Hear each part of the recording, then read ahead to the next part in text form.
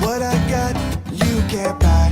It resides between my eyes. Walked through the fire, came out better on the other side. See, life's like a beach if you find the sand. Right now, I feel like $100,000. You are listening to Inspired Insider with your host, Dr. Jeremy Wise.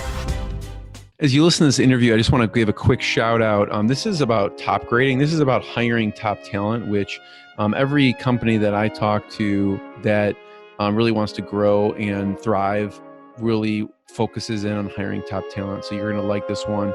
Check out the book, Top Grading, by Brad Smart. Brad Smart wrote the book Top Grading and is the founder. And in this interview, Chris Mursau, who's the president of Top Grading, who's been doing this since 2001, gives some amazing tips. Listen to the part where he talks about TORC, which is TORC, which is part of their filtering process, and some of the big mistakes people make with hiring, that and much more coming up right now.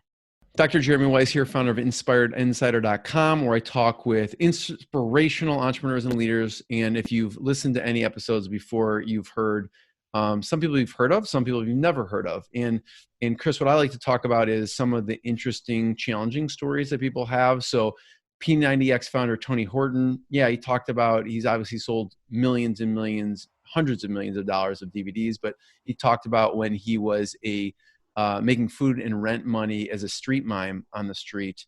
And that's how he made his food and rent money originally. And Nolan Bushnell, the founder of Atari and Chuck E. Cheese, he was Steve Jobs' mentor.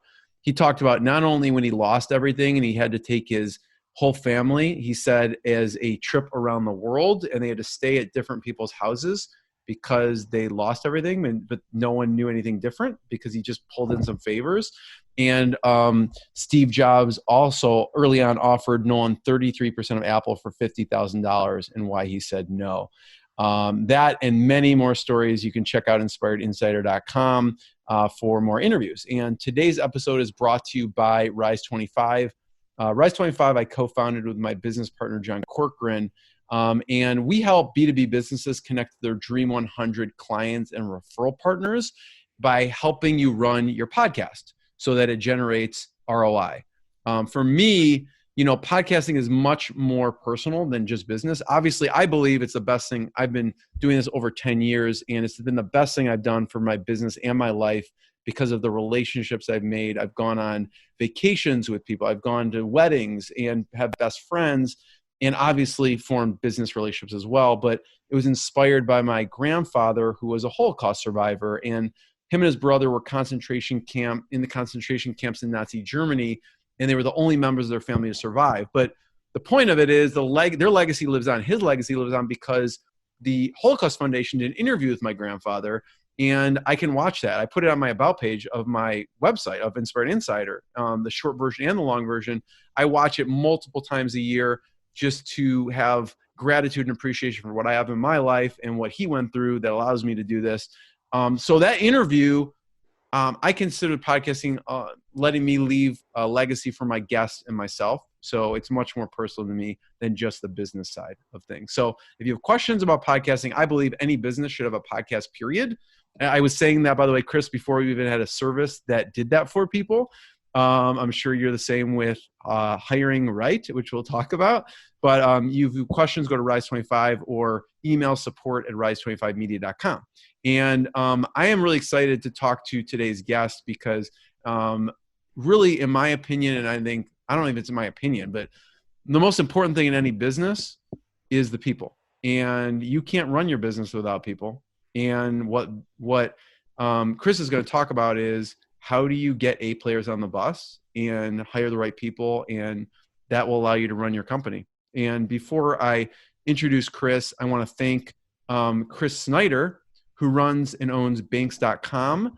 And he, the Chris I'm talking to now, mentioned Top Grading as his gold standard. He's like, anyone who is a company needs to read Top Grading, needs to look into Top Grading. That's the gold standard for hiring.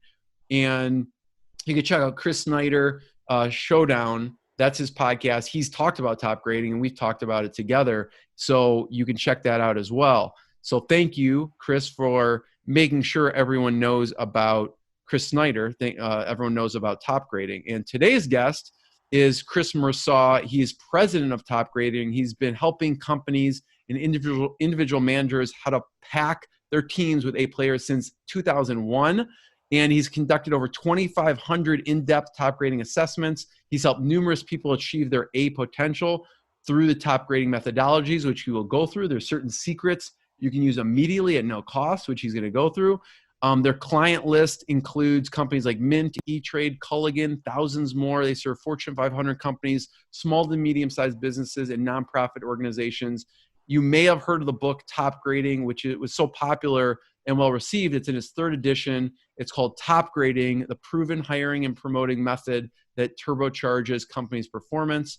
I've listened to it 1.5 times.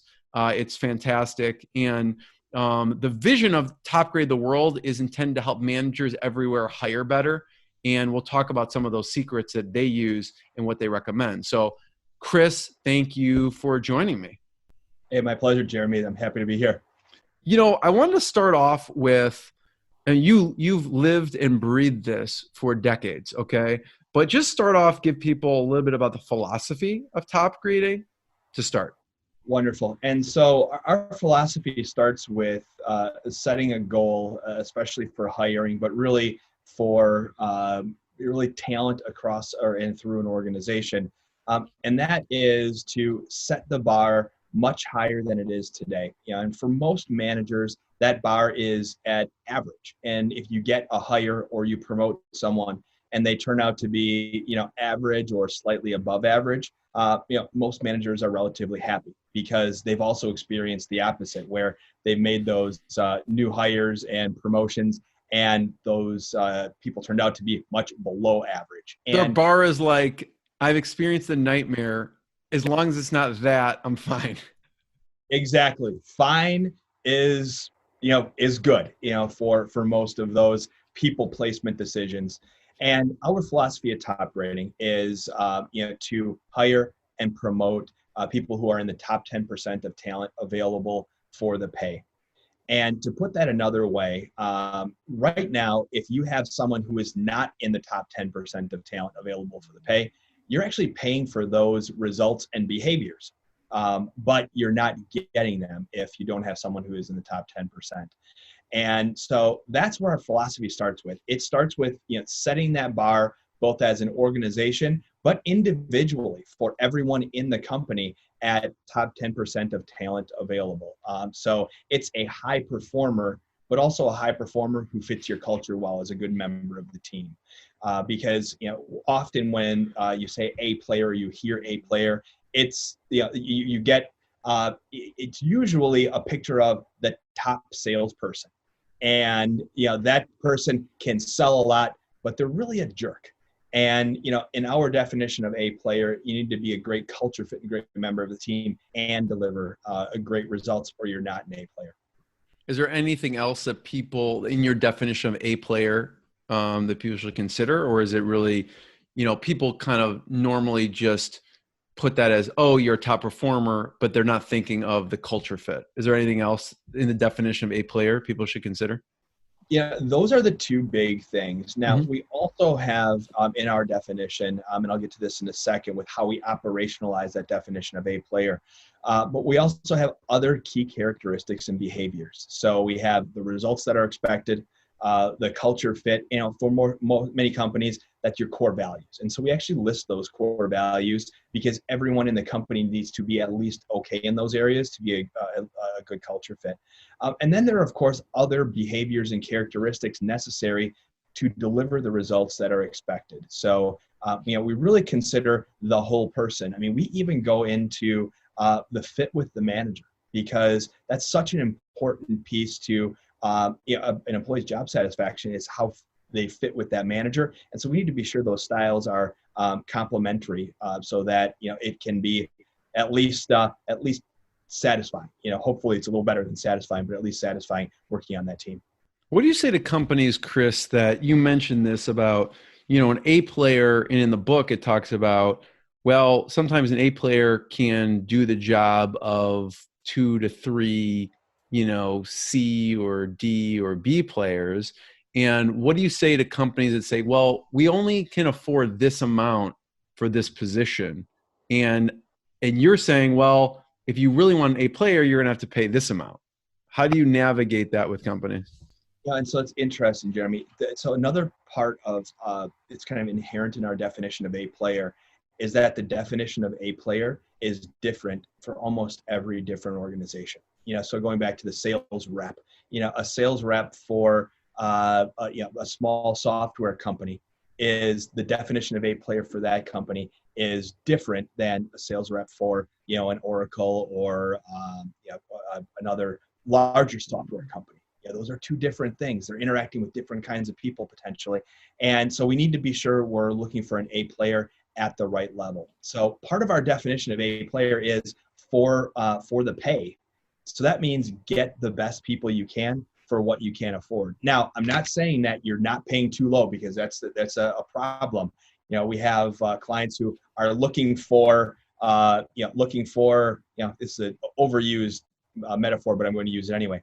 They have champagne taste, but a beer budget.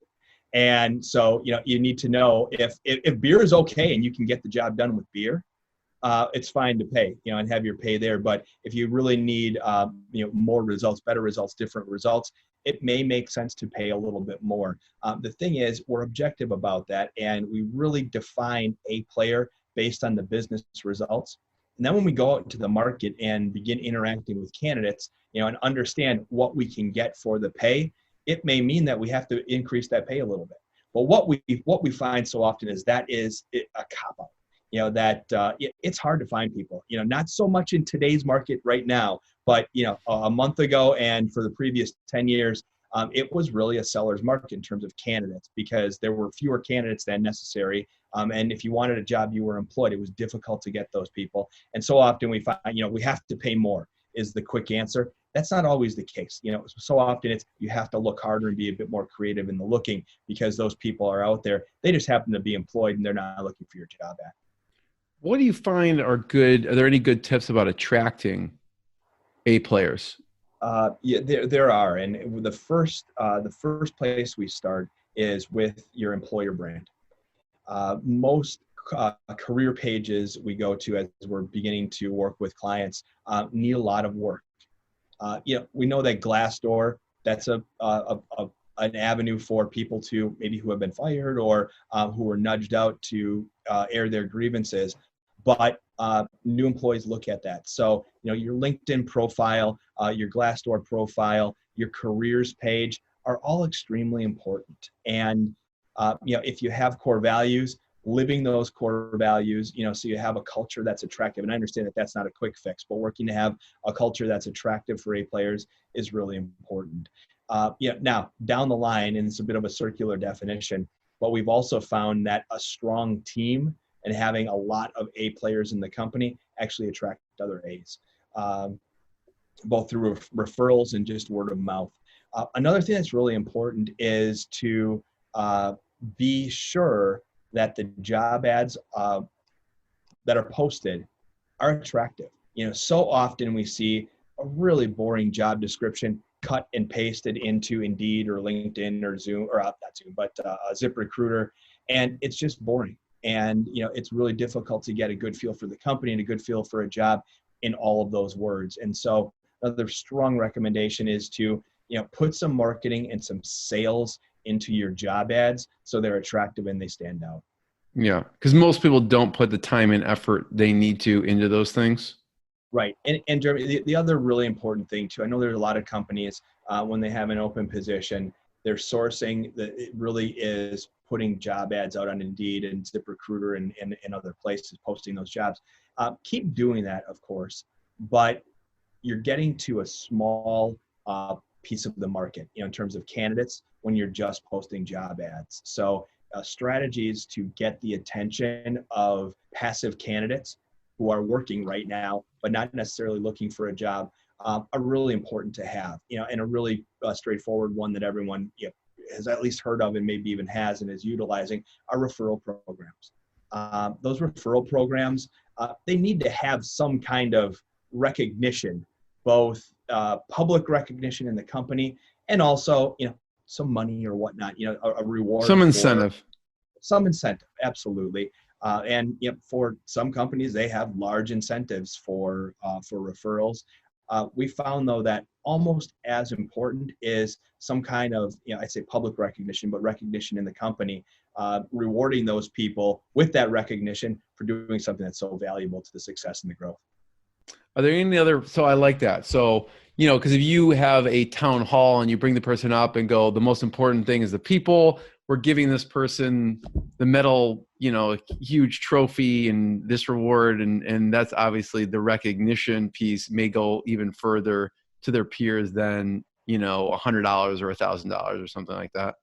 Absolutely. Have you seen any good heard of any good, like over the top examples of companies with like how they've recognized staff? Are there any good stories that you've heard of or experienced?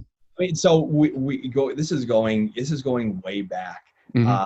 But working for, if anyone was from the Chicago area, Dominic's in the 80s and 90s. This was also a little bit before my time, so it's a secondhand story. But they would do actually what you just mentioned in monthly meetings.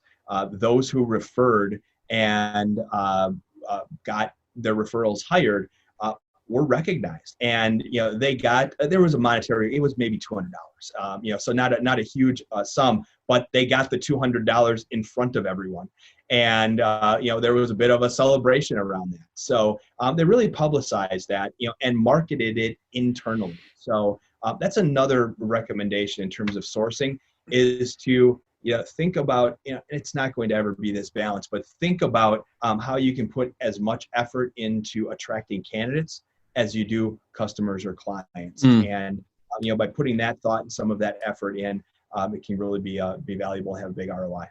Any other, for some reason when you say that, I picture the movie Rudy and like people carrying, at the end, if anyone's seen Rudy, they carry Rudy off the field at the end. I picture like in the most extreme example, just carrying the person. Quite that far, but that you're right. thinking in the right direction. Right. Any other passive way to get passive ways to get candidates like that, referral programs, any others that people should think about? Yeah. So just thinking about, recruiting, sort of thinking about recruiting all day and every day, not being obnoxious about it, but, managers and really reinforcing that managers have their eye open for talent all the time. So again, a pretty straightforward example, but if you need someone to interact with customers in kind of a customer service role of any kind, and you are at Starbucks or Home Depot or your local restaurant, and you find someone who is wonderful, that's a person to make a connection with. Maybe even some of our clients actually have business cards that do double duty, recruiting on one side and their information on the other, and have those cards ready to pass out and say, hey, we're always hiring, we're looking for people who are great with people. Can we exchange our information? Love to tell you a little bit more about it. That doesn't work all of the time, but those kinds of activities and actions, and just thinking about that is really. No, that's really smart, because I know I've been in, some store and I'm like, wow, that person was so friendly. They were so nice. They had the best customer service. And if I would have thought at the time, just if you're ever looking in the future, maybe not now, that would be a perfect segue. And I'm sure they'll feel honored and special that you even mentioned that. And, you never know. And they're already employed. So that's a great tip. I love that. And one other thing, it's been referred to as a virtual bench, but it's doing this recruiting activity just consistently. Knowing that even if you don't have any openings right now, you will have openings at some point in time. Keeping your eye open and developing relationships with people, so when you do have an opening, you have some candidates who are somewhat vetted, and you can approach them and say, hey, we finally have an opening. I think you'd be great for it, and you can move really quickly and kind of be recruiting off your front foot versus rushing and scrambling and being kind of desperate when that job comes open. So, Chris, we talked in the front of the interview about some secrets people can use immediately at no cost. I won't necessarily lock you into no cost, but that's just in the communication. But what are some things people can use immediately to implement and start using top grading and hiring A players? Yeah, Jeremy, I'll tell you about the things they can do immediately in the context of the five key components of top grading, and especially a top grading hiring process. And so there are definitely a couple of free things in here, and actually several free things in here. So the first thing, and really the first hiring mistake, is that I'll say companies, but especially even individual managers, don't really know who they're looking for.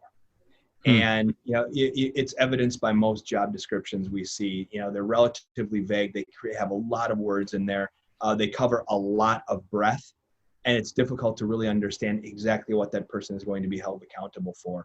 And so that's the first hiring mistake. And actually the first key step of top grading is to define what A player performance and behaviors are in that job in your company. And so we call that a job scorecard, and recommend before you even start looking for people or posting jobs, you create that job scorecard. So the hiring manager is very clear, and whoever, if it's not the hiring manager screening candidates, is very clear, and they have an accurate filter with which to screen those candidates. So that's the first step. And actually, we give a couple of categories there, because that's something that people can do for free. You can do that on your own. List the results you expect an A player to deliver with metrics. So percentages, dollar signs, due dates, deadlines, and list everything they need to do, just results, not behaviors, not communicating, not being likable or resourceful, the results they expect that person to deliver. Once you understand what you expect in terms of results, the behaviors necessary to deliver those results will be much more evident. So do that, list it out, and keep listing things until you can say, if the person does those things and only those things in the first year, I consider them a high performer and be very happy to have them on the team. The other important component, many companies already have this, and if you don't, describe your culture. And for most companies, if you have core values, that should describe your culture or the culture you're working to build. And then think about what else the person needs to be excellent in when they walk in the door to be effective and be an A player and deliver those results. If you do those things, those three categories: results, core values, and any other key competencies, you're really a long way to defining A player. So you're pointed in the right direction, your target. The next thing, and this is another free thing that people can start doing tomorrow. The problem is we are screening candidates based on really erroneous or incomplete and sometimes inaccurate information, because we get to know candidates up front, usually with their resume or their CV. And resumes are your candidate sales brochure. So there's no law stating that every job a person has ever had needs to be listed on a resume. There's no law that even says the resume has to be true. And so we are going in, not necessarily blindfolded, but at least looking through things with blurry glasses. And we're not quite sure. A players' resumes look great because they've done a lot of great things. Non-A players' resumes can also look great because there's a lot of help on how to create a good resume. And so we need a way to be able to rely on the information we're getting from clients. And we have a technique. We call it the TORC technique, TORC. That stands for Threat of Reference Check. Yeah. And so it sounds a lot more ominous than it really is. It's really just letting candidates know early in the selection process that at the appropriate time, which is right before a job offer, that ask them to arrange for reference calls with former managers and maybe some others. So it's subtle. It's more of a promise of a reference check than a threat, but threat is a... No, I get it. It sounds better. Right. But I mean, you could do it or not do it, but it keeps people honest, because if they know you're going to be checking on it, well, maybe I shouldn't put that company, or, because they're, so it keeps people honest in a sense, I guess. It does, and then we reinforce that torque technique really with each interaction, because with each interaction, whether it's a phone screen interview, or eventually a career history interview, which we call a top grading interview with finalist candidates, we're actually talking about those former managers, and we can just structure questions in a way that reinforces that we'll probably be talking with them. So when we do, what do you think they'll tell us about you? So we use that. That's our truth serum, and it really works. And then I'm going to fast forward to the end, right before the job offer.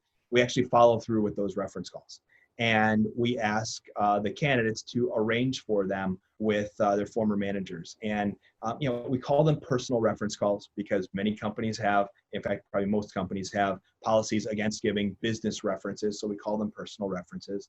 Yeah, and what we found is, those who are above average, and certainly those who were A players in previous jobs, they can get their managers to talk. And we facilitate that by being available early in the morning, maybe later in the evening or afternoon, or on the weekends when somebody's not necessarily sitting at their desk, to make them feel a little bit more comfortable about being open and honest with us. So those are two, and that's actually the second and the fifth key steps are letting people know that they're doing the references and then actually following through with them. When we ask the candidate to arrange the calls, we actually get to speak with people we want to relatively easily. They're expecting our call and they tend to pick it up. Mm-hmm. So that was those are 3 out of 5 steps: first, second, and fifth. So after we let candidates know about the torque technique, the next thing we need to do, because resumes may or may not be complete, is we need to collect the full education and career history. And so this is one thing. We've created a tool over the years. It used to be just a form in Word. We call it a career history form. We actually now have some software that has the same content, but actually graphs that information so it can help with screening and then creates interview guides from it. And that's another thing that you can try out for free. So we have a free trial of it. We'll let you try it out for one open position, so you can get a feel for it. So it's another thing they can do for free. Where can people find it, Chris? They can on your find website? that at topgrading.com resources. Okay, cool. Yeah. So they could check that out, and that's kind of the career history stuff. Yes, it is. And so we have full visibility into every education experience and every job they've had throughout their career before we sit down and invest a lot of time with them. Because the fourth and really the most powerful part of top grading, and really where top grading started, is with the career history or the top grading interview. So the career history interview or top grading interview. It's a chronological, in-depth, and structured interview that covers every education and work experience a person has had since they were in high school. And we only do these interviews with finalist candidates. So we need to do some screening interviews beforehand, and there's some variability there. Clients do things differently based on their industry and the level of the job and their situation, really their size as well. But when we get down to the 2 or 3 finalist candidates, we need to spend some significant time with them to get to know them well. It's one place where typical hiring processes, if we even call it that, but typical hiring processes fall short, is the interactions with candidates are short. Half hour, 45 minutes, maybe an hour. And you have to make a choice in that short period of time. You can either go deeply into a couple of areas, or we can stay at a very high level in many areas. But we never get to go both broad and deep with a candidate. The top grading interview allows us to do that. And with the top grading interview, we're leveraging some things we do really well as humans. One is learn from stories. And essentially we are getting candidates to tell us their story starting in high school and getting more in depth as we get to the recent history. We're also using something we do really well as humans, and that is our ability to recognize patterns and anomalies in those patterns. So when we're listening to a person's story and we're asking them about high points and low points or accomplishments and mistakes of everything they've done, we get to see patterns. And we can then more accurately predict what they're going to be like in the situation you're looking to put them in. One other thing we're really good at as humans, and it's the Bayesian theorem tends to be more associated with computing, but really our brains can do this as well. We have billions of data points based on our experiences. And when we take a couple of other data points and kind of enter them into the database, we can really accurately predict what comes next. We also suggest these career history interviews be done with 2 interviewers. So we're having 2 people with 2 separate experiential histories listening to this information about the candidate, and we can come up with even more accurate conclusions about that person. And then 5th step is follow through with the reference calls. By doing those 5 things, our clients, our case study clients, have gotten to an 85% hiring success rate. What that means and what success for us is getting an A player in that role. So 85% of the time, they end up with a high performer who fits their culture. Yeah. And I mean, I think, and you'll correct me if I'm wrong, from the stuff I've researched from Topgrading, the typical is like 20%, maybe lower than that, 20% or lower. And the cost of not hiring an A player, because what have you seen the cost? I mean, I've heard metrics thrown around like it's costing $100,000 that year. I don't know if that's true or not, just by not hiring the right person. So a few statistics there, Jeremy. One on the low end is the cost of turnover. So this is just what it costs to replace someone who leaves. So it has nothing to do with mistakes that person made. It's just getting someone into the company. And research shows that it costs about 20% of the annual compensation just to get a new person in that position. So that's on the low end, just sort of the mechanical costs of that turnover. But what we've found is that the real cost and the significant cost of a hiring mistake come in the missed opportunities and the mistakes and the disruption associated with having that non-A player in the role. And that can range anywhere from 1 time, so 1x annual compensation, up to over 25 times annual compensation for an executive in a mid-size or larger company. And you think about the difference in authority, an entry level, somebody making $9, $10, $12 an hour has versus the CEO of a company. And you can understand how, why that range is so dramatically different. So, the cost of a hiring mistake is frankly astronomical. And actually, that's another thing I'd really recommend people doing, and that's go to our website or even Google, Google or search cost of mishire form. Chances are our form will come up, or you can find it on our website and resources. Calculate it, add up. Yeah, I'm looking under, if you go to topgrading.com resources, there's a drop down that's cost of mishire calculator. That's it. Yep, that's what we recommend doing. That will really highlight the monetary cost, but also the cost and wasted time. So how much time do you waste with a non-A player? For everyone listening, think about the number of hours per week that you and others wasted, because that person, whoever you're thinking about, was not an A player, and then multiply it by the number of weeks they were in the job. Chances are you're wasting a couple or 3 or maybe even 5+ hours per week. You multiply that by a year and you wasted 250 hours. And so that loss of productivity factors into the monetary cost. Oh, totally. Yeah. It's like 2 months of work weeks, Yes, absolutely. Any red flags, maybe obvious, maybe not obvious, that you see or that people should look out for? This varies, but on the extreme end, especially when we're talking about positions, individual contributor professionals, so accountants and engineers and salespeople, and above, managers and directors and executives.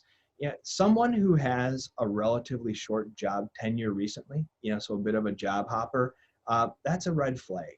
And, we hear, or I hear often, that times are changing and people don't stay in jobs as long, but fact of the matter is, if you have a manager, and especially if you have an executive who has been changing jobs every year to 18 months, they haven't had the opportunity to assess the situation, figure out what the new strategy is, implement that strategy, and stick around long enough to say that it worked or not. And so the way you want to look at that history is, if someone has, let's say, an average job tenure of 18 months over the past 10 years, you need to ask yourself, is it okay if they stick around for only 18 months? Because their past history really points toward they're only being there for 18 months at the maximum. Yeah. So that's the red flag. Another one that I see often as at least a factor in a hiring mistake is someone who has worked only at larger companies, moving into a very small and entrepreneurial company, maybe even a startup. And the percentage of success, the success percentage, it's actually really low there, and vice versa. Someone who is used to working in a startup environment, moving into a larger, maybe more bureaucratic company, because larger companies need to be more bureaucratic with more controls. That tends to not work out very often as well. So, the message there is not, don't hire people from big companies, or don't hire people who have only worked in startups. It's, have the evidence that points toward the person being effective in your environment. So, like, be aware as you're going through the process. Be aware, be aware. This is it's a red flag. I'm going to think of a very specific example of with a new client. They need a new leader, or a person for their leadership team, and so that the position's open. We help them create the job scorecard. And when those positions are open, one other thing we do is think about what the key criteria are. So key criteria meaning something on someone's LinkedIn profile or their resume, or something we could find out in a quick phone screen interview to say, yep, they have the potential to fit or not. This company is in a very rural area, rather large company in a very rural area. And so one of the key criteria is having to have lived in a rural area at least at some point in their life, have some experience there to say, yes, I'd like to live in a rural area, or not.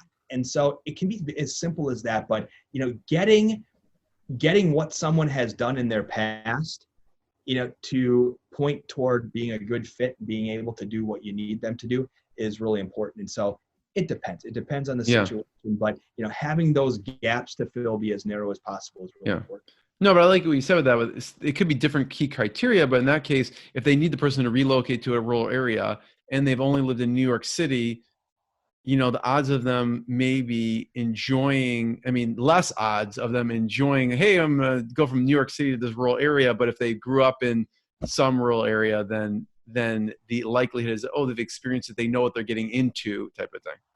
Absolutely. Yeah, absolutely. And Jeremy, not saying that never works. That you. Well, why not just set yourself in the best case to succeed, right? Like, do you want to go with someone who's from New York City, or do you want to go with someone who grew up for 18 years in a rural area? Like, if you have a choice between the two.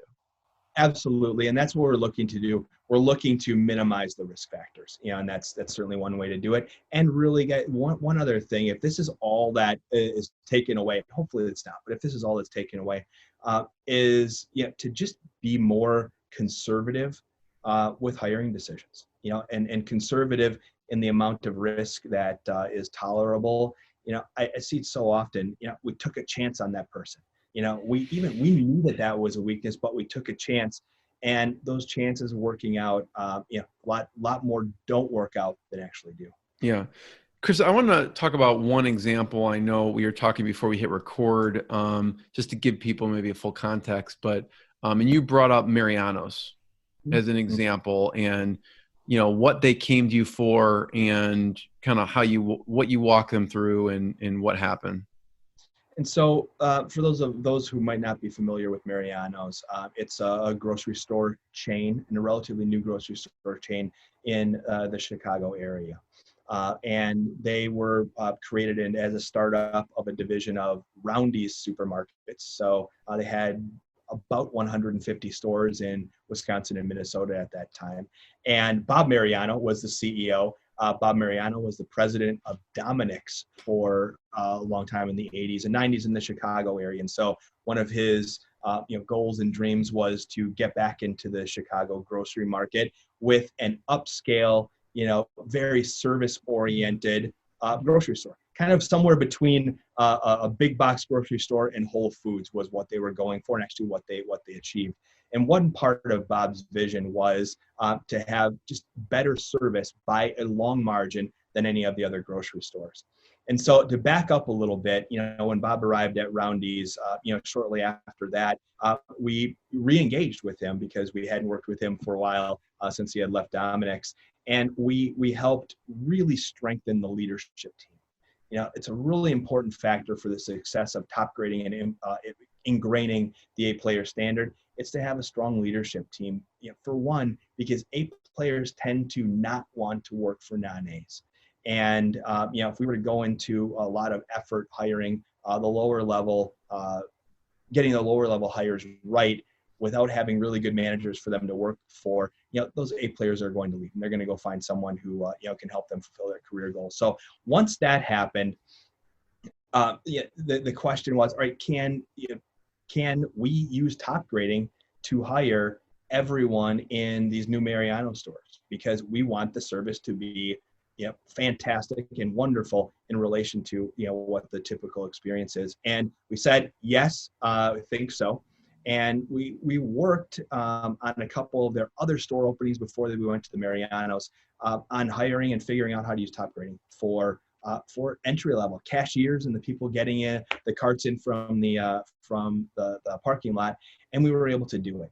We shortened the top grading interview. So for anyone who reads top grading or has read top grading, one of the things that tends to stick out is a long interview, 3 or 4 hours. And it is actually 3 or 4 hours with executive level candidates. Without question, can even be a little bit longer than that. But that amount of time is completely unnecessary for an entry level hire. And so we abbreviated the process down to a half hour to 45 minutes for a top grading interview with finalist candidates. Did a couple of reference calls. We still did the reference calls. And what they found was their service was, in fact, much better than those grocery stores and their competitors in the area, because they hired people who didn't necessarily know how to work in the grocery store or have experience working in a grocery store, but who were really good interacting with people and had some demonstrated ability to learn things relatively quickly. They said, we can teach you what you need to know about working in the store. We can't teach you how to engage and interact and be warm with our customers. And before Kroger bought Mariano's, they were known for their service. They had wonderful food and great fresh food, and it was a good store and a well-run store. But their service was why people keep coming back. Thank you, Chris. I want you to touch on some ways that people listening can interact with you and the company. One is obviously getting the top grading book, which is amazing. You can get an Audible, Amazon, probably at a bookstore somewhere. But you also have workshops. You also have coaching, software, implementation. So if you could touch a little bit on each of those, just so people get an idea of, and I know I said, like, conducted over 2,500 of these assessments and worked, you essentially have run the workshops. So maybe start with the workshops and we'll just touch on each of those, how people can interact with top grading. Yeah, absolutely. And actually, Jeremy, I'm going to leave the workshops for somewhere in the middle of the. Okay, go ahead. Yeah. Yeah, in the middle of the offerings, because as I just mentioned, one of the keys to top grading in the A player standard, really working in a company, is having a strong leadership team.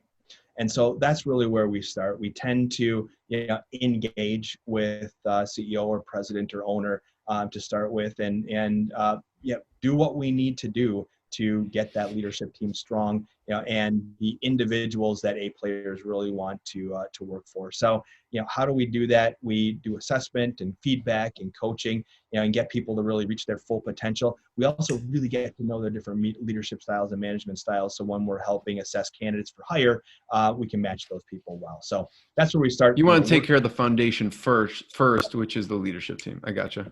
Absolutely. And as we're doing that, we also, as I said, I've done 2,500. It's much more than that now. I need to probably update that a little bit. That was it's like 10,000. You're like, that was written like 19 years ago. Not quite 10,000, but it's more than 2,500. But I spend a lot of my time assessing finalist candidates for senior positions for our clients, kind of as the final quality check or the insurance policy to be sure that those hiring mistakes at the top are avoided. So those are two ways that we engage, kind of actually do that work. And then lower in the organization is where our workshops and training come in. So what we found, and this goes back to really Brad's book, it was a bit before my time, but Brad Smart's book, the founder of Top Grading, with GE in the 90s, where they found that even that managers trained through in a workshop model, and then coached through a couple of interviews can get results that are nearly as good as top grading professionals lower in the organization. So for managers and individual contributors, what we found is really important there is having the two interviewers. So two interviewers interviewing one candidate, and with some practice and some training, they can get some really dramatic improvement in results. So our workshop is the first step, and then we help execute those steps for some period of time until you don't need us anymore. So we do coaching interviews, we help create job scorecards, and then we also have some software that facilitates the execution of top grading. And I said we tend to interact or engage with CEOs and presidents and owners. We do, they are ultimately our clients. We work very closely though, and intimately with HR teams and CHROs and heads of HR. And we've actually got something that really helps make the lives of the HR team better, especially in the screening process when they are getting candidates in from those job boards. And so we have some really slick screening software that helps with that too. So those are the main ways that they can engage. I mean, the easiest way is to give us a call, and if you have any desire to improve your hiring, and we can talk through what the best approach and the best way to introduce top grading can be. First of all, Chris, I want to be the first one to thank you. This has been amazing, very informative, and people should check out topgrading.com.